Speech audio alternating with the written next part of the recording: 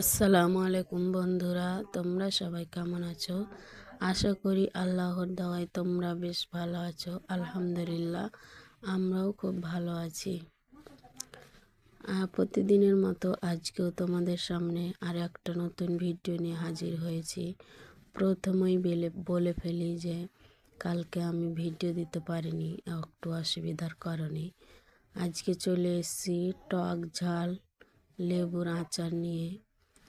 দেখলেই জিভে জল চলে আসবে। টক ঝাল লেবুর আচার আর খেতে খুব বেশ ভালো লাগে।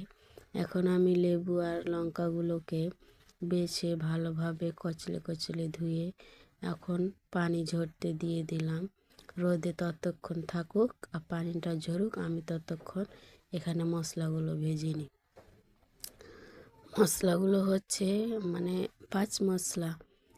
এখানে আছে মৌরি, মেথি, কালো জিরে, আরও কি মশলাগুলো আমি নাম বলতে পারি না।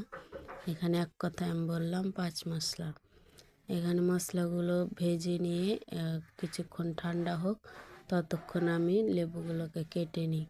লেবুগুলোকে কেটে নেওয়ার সময় ওই যে ওখানে সাদা অংশটা আছে, ও অংশটা ফেলে দিতে হবে, না হলে তিতা লাগবে। বিচিগুলো আর ওই সাদা অংশটা ফেলে দিতে হবে, তাহলে এটা তিতা লাগবে না। আর এটা আমি আর একবার আচার, এই লেবুর আচার বানিয়েছিলাম, অনেক দিন পর্যন্ত থেকেছে আর খুব ভালো লাগছিলো খেতে।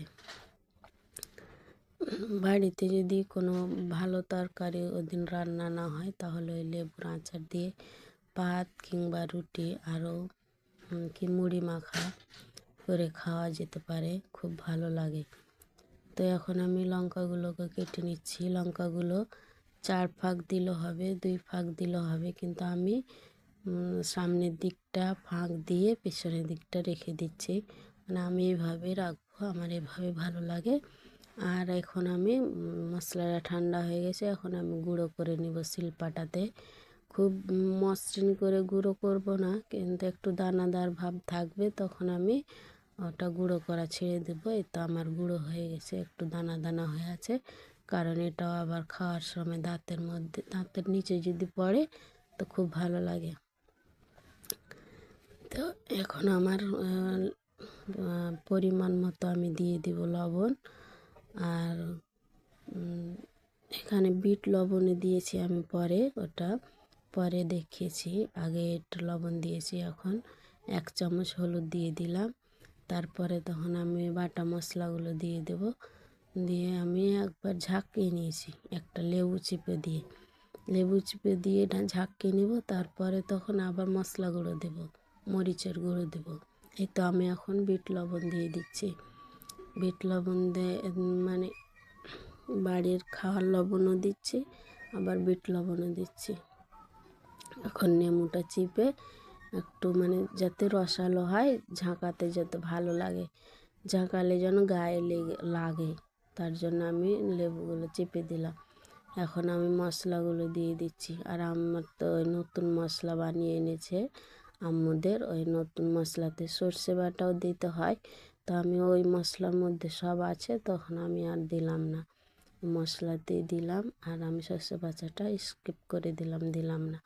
আর এখন আমি তেলটাকে খুব ভালোভাবে গরম করে নেব, যাতে তেলটা পারফেক্টভাবে গরম হয়, উপরের ফেনাগুলো যাতে না থাকে, সেইভাবে আমি গরম করে নেব।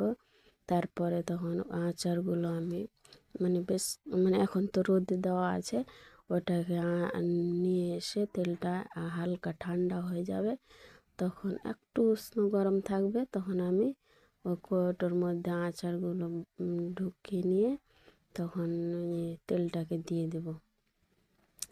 তেলটা দিলে যাতে আচারটা তেলে যাতে ডুবে থাকে, তাহলে ওই আচার দীর্ঘদিন যাবৎ ভালো থাকে। এখন আমি কৌটোতে ঢুকিয়ে নেব। কৌটোতে ঢুকিয়ে নেওয়ার পর তিনটাতে আমি ঢুকিয়েছি, যাতে খালি খালি করে একটু যাতে ঝাঁকানো কি তেলটা দেওয়া খুব ভালো হয়।